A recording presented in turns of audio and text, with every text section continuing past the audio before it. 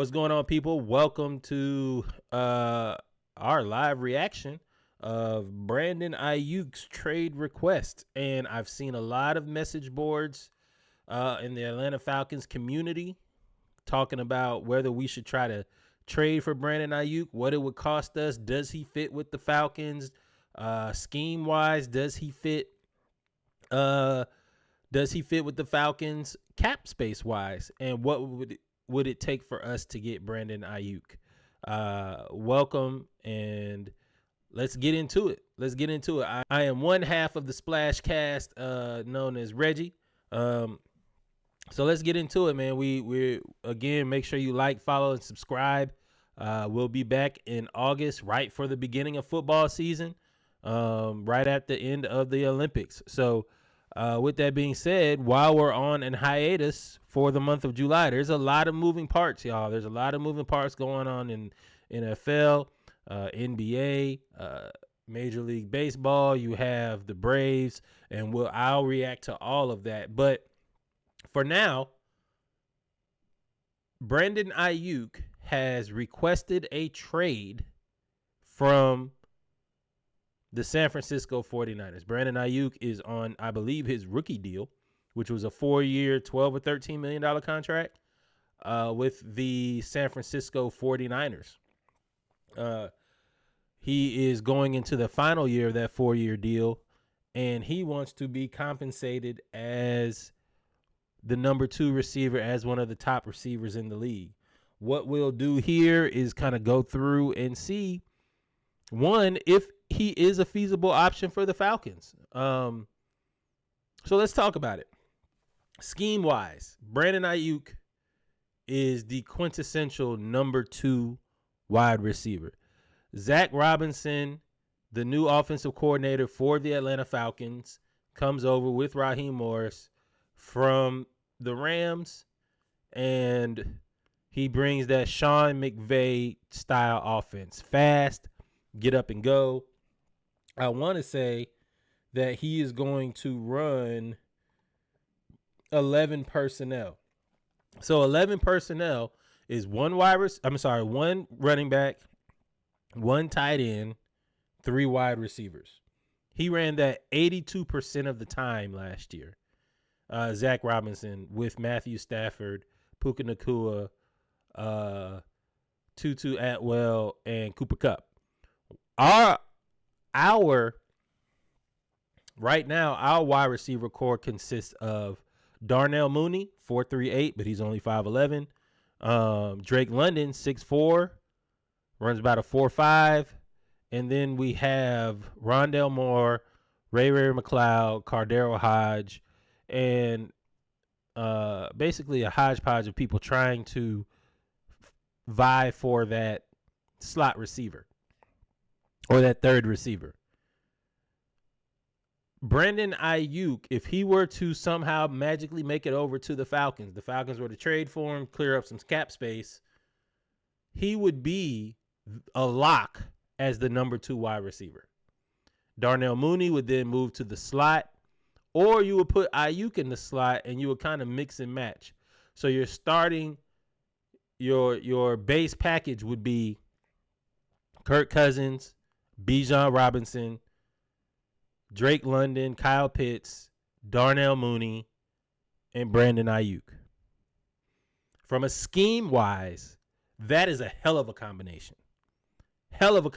Drake London looks like the next big-time go-up-and-get-it jump ball type receiver for the Falcons. You add that along with 6'6", 6'5", Kyle Pitts, who's practicing at tight end and wide receiver to maybe take it from 11 personnel to a 4 wide. You have Bijan Robinson, you can take 11 personnel and go 4 wide and take him and put him in the slot. Remember, last year he was training at slot and running back.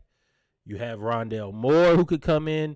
Adding Brandon Aiyuk to this solidifies the wide receiver room for the Atlanta Falcons and makes us, if we don't have the best offense in the NFC South now, he for sure puts us over the top. It's not even close. But the proverbial but, right? We cannot afford Brandon Aiyuk. And the money that he's looking to get paid, we cannot afford. Let's look at the cap space for the Falcons. So the Atlanta Falcons only have $3 million worth of cap space right now. $3 million. You can see that over there. $3.4 million to be exact. 3.47. In order for us to make that work,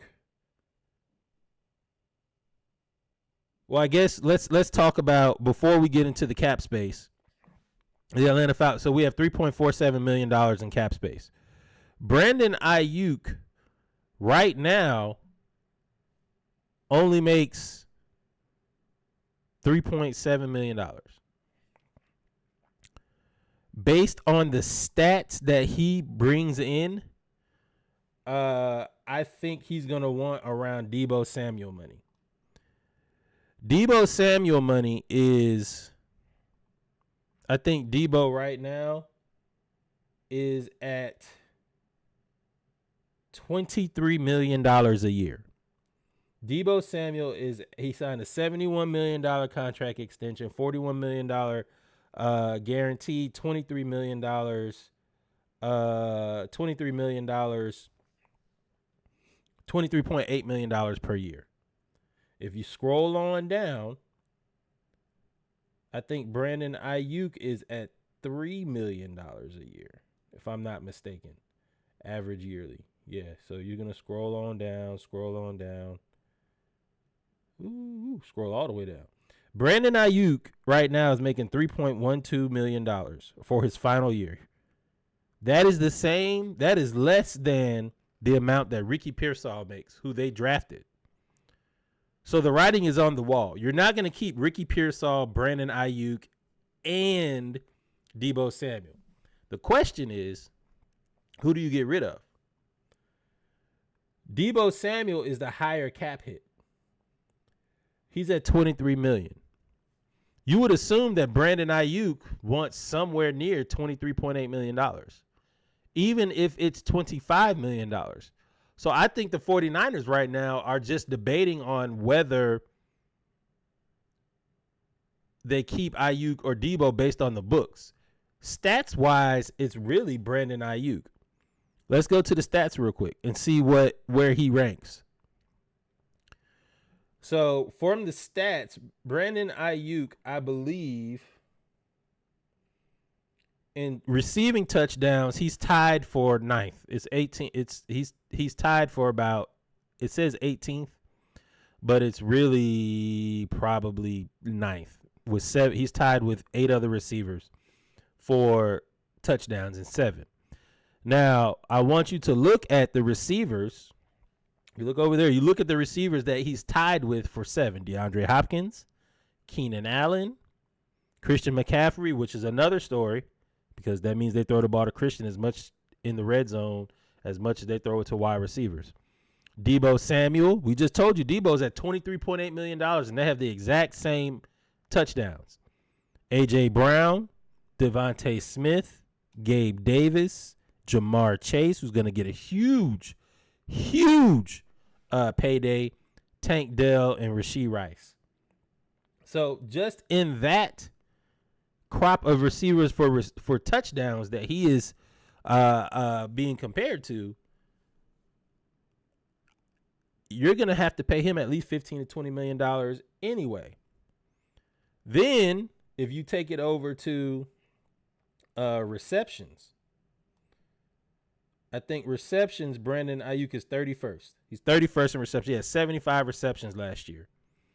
He's in the same category as DeAndre Hopkins, Calvin Ridley, Zay Flowers, Terry McLaurin. Mike Evans was at 79. Nico Collins was at 80. So when you put all of him compared, when you put Brandon Aiyuk compared to his peers, and he had 75 receptions, and I believe he had less targets. Oh, no, Alvin Kamara had 75 receptions on 86 targets. That's crazy. He had 75 receptions on 105 targets. So he is already outplaying his contract. He's already outplayed it a few years. So then you add yards. Now this is where he actually makes his money. Brandon Aiyuk was seventh in yards last year. He had 1,300 yards on 75 catches. His average was second, only to George Pickens at 17.9 yards per reception. So one, he is good at downfield throws, play action passes, downfield throws. He does get into the end zone. I think he'd probably get into the end zone more in a different scheme, just because they throw the ball to McCaffrey and run the ball so much. And he's reliable. He catches the ball. His longest reception was 76 yards. He averages about 83, 84 yards per game, which I believe would go up by a lot if he were to go into a team or offense that really features him. And then of course he only had one fumble lost. So, and he has 382 yards after the catch. So not only can he's a very good route runner, he blocks really, really well. I think his main highlight was him running down the field and blocking for Christian McCaffrey, and Christian McCaffrey turning around and pointing to him, telling him that was fantastic. So he not only does he know how to block because he was in San Francisco, he's a reliable target. He runs really good routes. He can catch the ball, and if he's featured more, he probably will get higher stats. Here's the thing. When you add all of that up and you bring in the wide receiver contracts, Justin Jefferson is the best wide receiver in the league, we'd assume. He's at $35 million a year. AJ Brown, 7 touchdowns. They had the same amount of touchdowns. He's at $32 million. Tyreek Hill, Amon-Ra St. Brown, Jalen Waddle, Devontae Adams, Cooper Kupp, Devontae Smith, Nico Collins, DK Metcalf, Deebo Samuel, Michael Pittman, all at $23 million. $23 million. Atlanta Falcons fans, I just told you that we only have $3 million in cap space. So if we only have $3 million in cap space and he wants $20 million, that means we'd have to make some moves, right? Now, remember, he is on his last year of his deal. So you technically could sign him for a 1-year rental, trade maybe a third through fifth round draft pick. May not be the best thing for us after the whole tampering thing. I believe we lost some picks or lost a pick for 2025. I can't remember. I know we lost the one for 2020. I think we did lose it for 2025. So you've already lost picks for tampering, and then you will give up another pick for Aiyuk. So that's something to weigh, right? So if that's something to weigh, you also have to figure out who you would cut. So you got to come up with $20 million to cut. Well, you maybe a cut or trade David Onyemata. He's one candidate that could probably be traded in this scenario. But what are you willing to sacrifice? Are you willing to sacrifice your defensive tackles? You do have some other players you got some young players around that we've drafted and addressed. Zach Harrison, for one. He's a defensive end, defensive tackle kind of hybrid, kind of like Onyemata, only a little bigger. You do have Tyquan Graham, even though he's coming off the Achilles. You do have a lot of bodies that you could replace Onyemata with, but they don't necessarily have the productivity and skill of Onyemata, because Onyemata was a beast when he was paired with Grady Jarrett before Grady Jarrett got hurt. But that's one person that I could see trading. Caleb McGarry, $12 million. Now all of a sudden, when you have Caleb McGarry or Onyemata traded, that may actually work. Onyemata is probably more attractive to the 49ers because they have to replace Eric Armstead. And you can only replace all pro with multiple bodies. You normally don't replace all pro with all pro, right? So you also have him. After that, it's kind of slim pickings. There's really nobody. Richie Grant is probably somebody that could go. Mike Hughes is somebody that could go. But again, when you trade for Brandon Aiyuk and you make this cap space by adding in different players, you then have to replace those players. One place that we have not addressed is the secondary. We really haven't added any cornerbacks. We really haven't added any safeties. You have Justin Simmons out there. Stephon Gilmore is another older cornerback out there that you may be able to add, but they cost money too. So with all of that being said, Atlanta Falcons fans, I don't see us trading and signing Brandon Aiyuk. He's commanding $20 million a year. When you have these new wide receiver contracts, when you have Justin Jefferson resetting the market, A.J. Brown reset the market, you can bet your bottom dollar that Jamar Chase is about to reset the market. You already saw Nico Collins go up to $24 million a year. DK Metcalf's at $24 million. Debo's at $23 million. Right? You have all of these guys that are at this amount of money, $20 million or more. DJ Moore for the Bears, $20 million. Mike Evans at 20. Keenan Allen at 20. Even if you get to 15, Cortland Sutton, you would assume Brandon Aiyuk is better than Cortland Sutton, Tyler Lockett, Jerry Jeudy, Christian Kirk, Deontay Johnson. Maybe he's in the Deontay Johnson, Chris Godwin, Amari Cooper range, right? If he's in that range, that's $20 million. Not many teams could absorb a $20 million contract. Now, where does he go? That's the question. There is Indianapolis could use him. Chicago, I think, could probably use him. The Washington Commanders have all the cap space, so they could definitely use him. There's other places. I think he could definitely be a good receiver in Pittsburgh. But the question is, what are you willing to pay Brandon Aiyuk? I'm looking at $20 million, and he's going to want 4 or 5 years. So that's $20 million escalating, probably. A lot of times in the NFL, they front-load it, so it may be de-escalating.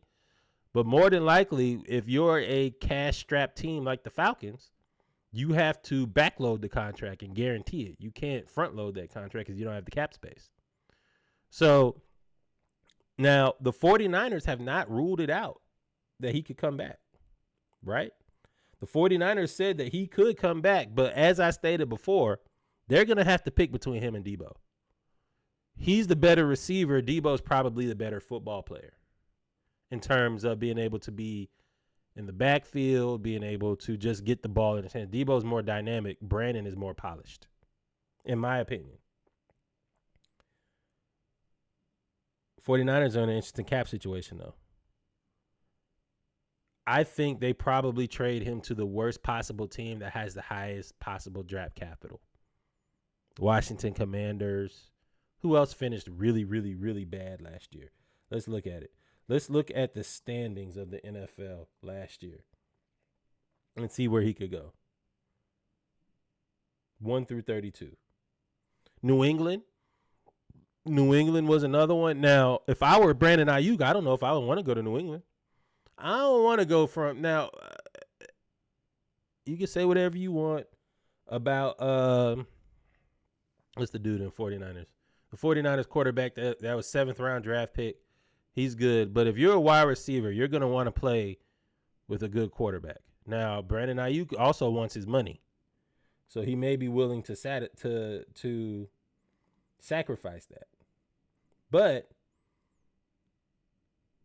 you have the Carolina Panthers, the New England Patriots, Arizona. Him and Marvin Harrison Jr. would be interesting. Washington, the Los Angeles Chargers are trying to replace Mike Williams and Keenan Allen. That is always a place for them to go.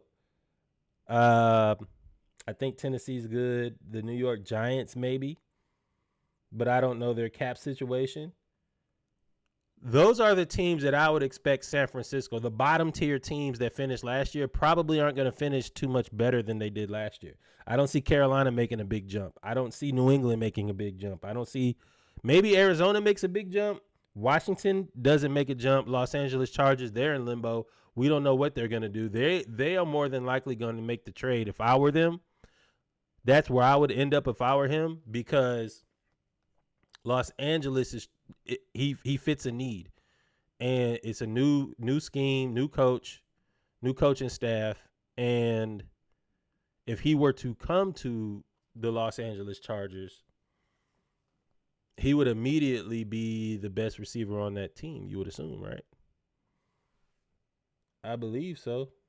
I believe he would be the best receiver on that team with their top two receivers gone. So, to wrap this up, Brandon Aiyuk is not coming to the Falcons. We don't have enough money. He would be a great scheme fit because we would downfield blocking with a dynamic running back, two-headed running back of Bijan Robinson and Tyler Algier, or Allgeier, however you want to say it, as well as the skill positions. But we just don't have the money, nor do we have the players, or do we have the extra draft capital to trade him for. Let's look at this. If I had my guess, he's going to get paid $20+ million a year. And he's going to go to a team where he's going to be featured, and it's going to be a pass-heavy team. Right now, the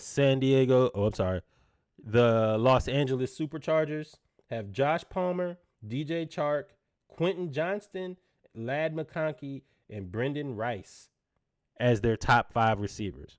Brandon Aiyuk, if he goes there, is the number 1 receiver with the Los Angeles Chargers. I expect Brandon and the Los Angeles Chargers and the San Francisco 49ers to get together and make that trade happen. It all depends on draft compensation. That's probably the best fit. Let me know what you guys think in the description.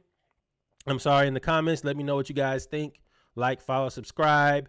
We'll be back with some more reactions to any more news that we have. The Falcons, if they make a move, I'll be right back. Y'all, remember, always Dive Team Media, the Splashcast. Love y'all. Peace.